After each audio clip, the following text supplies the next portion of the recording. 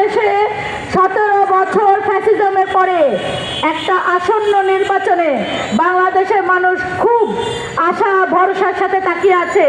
তারা বহু বছর পরে আমার মতো বহু মানুষ আছে জীবনে প্রথমবার ভোট দিবে। তাদের এই ভোট দেওয়ার যেই উচ্ছ্বাস এবং উৎসাহ, সেই উৎসাহকে আপনারা অঙ্কুরে মেরে ফেলেন না।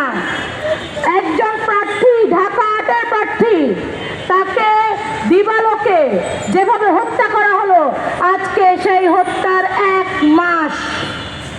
এখন পর্যন্ত আমরা সেই হত্যার কোনো সুরাহা দেখতে পাইনি, তদন্তে কোনো দৃশ্যমান অগ্রগতি দেখতে পাইনি, এবং এর আগেও হয়েছে, এর পরেও হয়েছে। নির্বাচন জড়িত অনেকগুলো খুন হয়েছে।